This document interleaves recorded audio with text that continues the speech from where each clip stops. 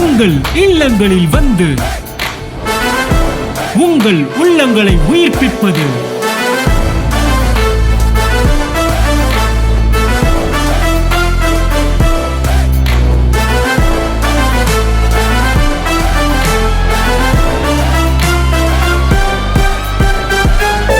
உங்கள் channel DJ. முதலாவது நீங்கள் இயேசுவை ஏற்றுக்கொண்ட பிறகு பிதாவின் பிள்ளைகள் என்பதை புரிந்து கொள்ள வேண்டும். உங்கள் கிறிஸ்தவ வாழ்க்கை எங்க தெரியுமா ஆரம்பிக்குது? நான் பிதாவுக்கு பிள்ளை என்கிற இடத்துல தான் ஆரம்பிக்குது. வித்துல இருந்து ஆரம்பிக்குது, செயல்பாட்டிலிருந்து அல்ல. எப்ப நீங்க வந்தீங்கன்னாலும் வித்தின் அடிப்படையில் தான் பிதாட்ட வரணும். கை தட்டுங்க ஒருத்தவருக்கு. வித்தின் அடிப்படையில் பிதாட்ட வரணும். நான் வித்து. கை தட்டு. ஆமென்.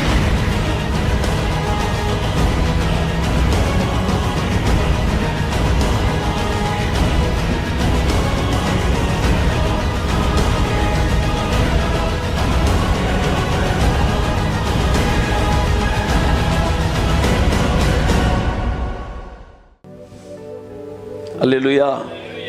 என் அன்புக்குரியவர்களே, ஒன்றை செய்து முடித்தால் நீ எனக்கு சொந்த ஜனமாயிருப்பாய் என்று சொன்னார். கடவுளுக்கு உங்களுக்கு இருக்கிற தொடர்பு செயல்களின் அடிப்படையில் என்பது பழைய ஏற்பாடு.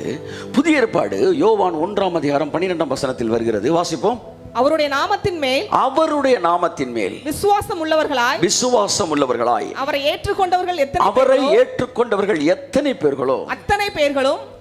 எத்தனை பேர் என்கிற எண்ணிக்கையை அவர் எழுதல. எத்தனை பேர் எண்ணிக்கைன்றத நீயே எழுதுகின்றார். கை தட்டுங்க ஒருத்தவருக்கு. நீங்க போய் அவர்கிட்ட போய் எத்தனை பேர் சார் அப்படின்னு அவர் சொல்லுவார். எத்தனை பேர்? அத்தனை பேர். எவ்வளவு அழகான வசனம் பாருங்க. எத்தனை பேர்? பரலோகத்துக்கு எத்தனை பேர் வருவாங்கன்னு கேட்ட அவர் சொல்லு. எத்தனை பேர் ஏத்துக்கிறீங்களோ அத்தனை பேர். சார் எவ்வளவு சார் எழுதிக்கிறது? எவ்வளவு சார் எனக்கு பேங்க்ல ரூபா கிடைக்கும்? பிளாங்க் செக் கொடுத்துருக்கீங்க, எவ்வளவு சார் ரூபா கிடைக்கும்? எவ்வளவு எழுதுறீங்க? அவ்வளவு. எத்தனை பேர்களோ அத்தனை பேர்களும். அழகான வார்த்தை. என்ன ஜாதியா இருக்கலாம், என்ன மதமா இருக்கலாம், என்ன விதமான பேக்ரவுண்ட்ல இருந்து இருக்கலாம், எத்தனை பேரோ அத்தனை பேரும் தேவனுடைய பிள்ளைகளாகும்படி அவர்களுக்கு அதிகாரம் கொடுத்தார். புதிய ஏற்பாடு கிருபை துவங்கும் போது எங்க இருந்து துவங்குதுன்னா, எங்க இருந்து துவங்குது? பிள்ளை அங்க தொடங்குது. அங்கே உன்னை செஞ்சு பிள்ளையாக பார்க்கிறான். இங்கே பிள்ளை ஆகிதான் உன்னை செய்யவே ஆரம்பிக்கிறான். அல்லேலூயா சொல்லுங்க. ஆமா, அல்லேலூயா. மறந்துடவே கூடாது. அங்கே செயல் முன்பாக வருகிறது, பிறப்பு பின்பாக வருகிறது. இங்கே பிறப்பு தான் துவங்குகிறது, செயல் பின்பாக வருகிறது. ஆக வித்து என்பதன் வார்த்தையை நீங்கள் புரிந்து கொள்ளாவிட்டால் கிருபை என்கிற வார்த்தையை நீங்கள் கடைசி வரை என்ன செய்ய முடியாது. கிருபை என்கிற வார்த்தையின் அதனுடைய ஆசீர்வாதங்களை நீங்கள் அனுபவிக்க முடியாது. கிருபை எங்கே நிற்குது? நான் வித்துல நிற்குது.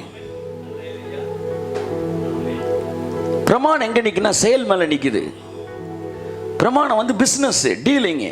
இங்க வித்து வந்து சுதந்திரம், இலவசம். கை தட்டுங்க. நீங்க கிருபையை புரிஞ்சுக்கணும்னா வித்துனா என்னன்னு புரிஞ்சுக்கணும். முதலாவது நீங்கள் இயேசுவை ஏற்றுக்கொண்ட பிறகு பிதாவின் பிள்ளைகள் என்பதை புரிந்து கொள்ள வேண்டும். உங்கள் கிறிஸ்தவ வாழ்க்கை எங்க தெரியுமா ஆரம்பிக்குது? நான் பிதாவுக்கு பிள்ளை என்கிற இடத்துல தான் ஆரம்பிக்குது. வித்துல இருந்து ஆரம்பிக்குது, செயல்பாட்டிலிருந்து அல்ல. எப்ப நீங்க வந்தீங்கன்னாலும் வித்தின் அடிப்படையில் தான் பிதாட்ட வரணும். கை தட்டுங்க ஒருத்தவருக்கு. வித்தின் அடிப்படையில் பிதாட்ட வரணும். நான் வித்து. கை தட்டு. ஆமென். ஆமென். நான் வித்து வந்திருக்கிறேன். நாங்களுடைய கரத்தின் கிரியைகள் என்பதை நினைத்தருளும்ன்றான். எதை வேணாலும் நீங்க மறந்துருங்க. நான் நல்லவன் கெட்டவன் 1000 பேசுங்க. என்ன படைச்சிங்க நீங்க, உங்க வித்து நானு, அதை மட்டும் மறந்துடாங்கன்றான். கையை தட்டுவது அவருக்கு. அதன் அடிப்படையில் வாருங்கள். உபவாசத்தின் அடிப்படையில் அல்ல, ஜெபத்தின் அடிப்படையில் அல்ல, பரிசுத்தத்தின் அடிப்படையில் அல்ல, தியாகத்தின் அடிப்படையில் அல்ல, உங்கள் செயல்களின் அடிப்படையில் அல்ல, வித்தின் அடிப்படையில் வாருங்கள். சார் அப்ப கேரக்டர் சார், கனிகள் சார்.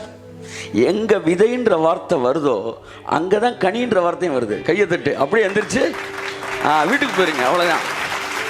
விதை இருந்தாலே கனி வந்துடும். கனி விதை ரெண்டு வார்த்தையும் ஒரே வசனத்துல தொடங்குது. எப்ப திரும்ப வாழ்க்கையில கனி வரும்? எப்ப நீ விதைன்றதை புரிஞ்சுக்கிறியோ அப்பதான் உனக்குள்ள கனி வரும். வித்துட்டு தான் சார் கனியா வரும். ஆமா, என்னென்னமோ பண்றாங்க. கனி ஆர்டிபிஷியலா செய்ய முடியுதா? ஜூஸ் ஆர்டிபிஷியலா செய்யறாங்க. கனி எங்கேயாச்சும் ஆர்டிபிஷியலா செஞ்சிருக்காங்களா? அது பண்ண முடியாது, அது தானாக தான் வர்றது. கையை தட்டு வருது அவருக்கு. ஆமென். கர்த்தர் நல்லவர். ஆமென். என் அன்புக்குரியவர்களே, இதை ரெண்டையும் நீங்கள் புரிஞ்சுக்கோங்க. அதுக்கப்புறம் தான் நீங்கள் பிதாட்டே வரணும். எதன் அடிப்படையில் சொல்லுங்க? வித்தின் அடிப்படையில், செயல்களின் அடிப்படையில் அல்ல, உங்கள் தியாகத்தின் அடிப்படையில் அல்ல. பிதாவே உங்க வித்து வந்திருக்கிறேன். கையை தட்டுங்க ஒருத்தவருக்கு. ஒரு தடவை சொல்லுங்க எல்லாரும், பிதாவே உங்க வித்து வந்திருக்கிறேன். பிதாவே உங்க வித்து வந்திருக்கிறேன். பிதாவே உங்க வித்து வந்திருக்கிறேன்.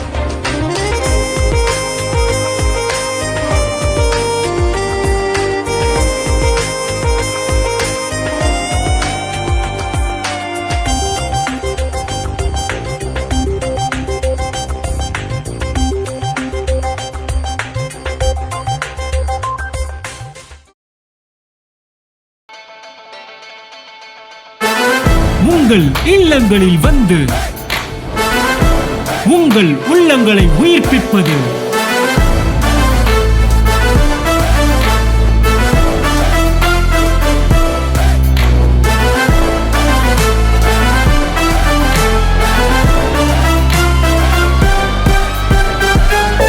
உங்கள் சேனல் டிஜே